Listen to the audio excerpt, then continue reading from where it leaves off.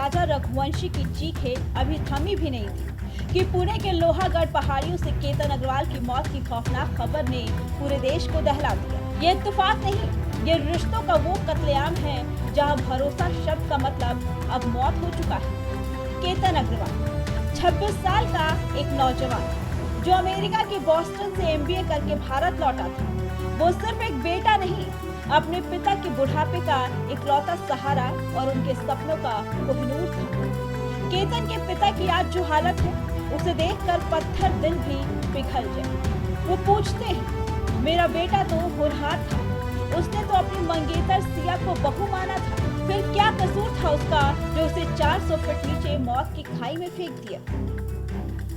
Police जांच में जो खुलासे हुए हैं वो किसी हॉलीवुड मूवी से कम नहीं। 19 जून सिया गोयल का जन्मदिन। सिया ने केतन को चुना अपनी मौत की जाल की। लोहागढ़ किला, सुनसान जगह और वहां पहले से मौजूद सिया का प्रेमी चेतन चौधरी। चेतन ने अपनी लोकेशन छिपाने के लिए अपना फोन तक घर पर छोड़ दिया था। एक तरफ केतन अपनी शादी की प्लानिंग कर रहा था और दूसरी तरफ सिया और चेतन उसके आखिरी पलों की पटकथा लिख रहे थे। केतन को धक्का दिया गया, उसकी सांसें छीनी गई और चंद मिनटों बाद सिया ने पुलिस को फोन करके इसे हादसा करार दे दिया। जरा सोचिए उन माता पिता पर जिन्होंने 35 साल पुराने पारिवारिक संबंधों के भरोसे अपनी बेटी जैसी सिया को घर की बहू बनाना चाहा।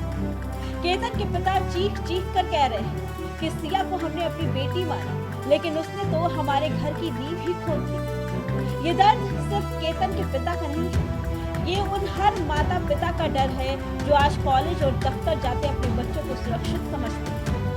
हम अपने बच्चों को दुनिया की हर सुख सुविधा तो दे देते हैं, लेकिन ये नहीं सिखा पाते कि अगर किसी के साथ मन नहीं मिल रहा तो खंजर उठाने की जरूरत नहीं, रिश्ता तोड़ने की हिम्मत रहे। राजा रघुवंशी केस हो या श्रद्धा वाकर या अब ये केतन अग्रवाल मर्डर केस, एक कॉमन पैटर्न है। प्रेमी के लिए मंगेतर या पति की बलि चढ़ाना।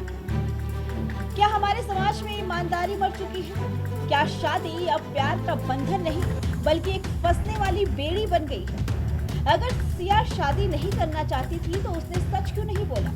उसने केतन के जीवन का अंत क्यों चुना? ये केस अब रेगुलर कोर्ट की फाइलों में दबकर 10 साल तक नहीं लटकना चाहिए। केतन के पिता की अपील साफ है, फास्ट ट्रैक कोर्ट। ये समय है कि कानून इन दरिंदों को ऐसी मिसाल बनाए कि कोई भी सिया या चेतन अपनी सनक में किसी की जान लेने की हिम्मत ना करे। आज केतन चला गया, सिया और चेतन सलाखों के पीछे है, लेकिन समाज के उस खतरनाक बदलाव का क्या जो हर घर के युवा की सोच को हिंसक बना रहा है। माता पिता जागिए, अपने बच्चों के दोस्त बने, उन्हें बोलने की आजादी दें, इससे पहले कि आपके घर की कोई मुस्कुराहट किसी सिया की साजिश का शिकार हो जाए। न्याय केतन का हक है और उसे दिलाना हमारी जिम्मेदारी। इस पे आपका क्या कहना है, हमें कमेंट करके जरूर बताइए। Bureau report, prime TV.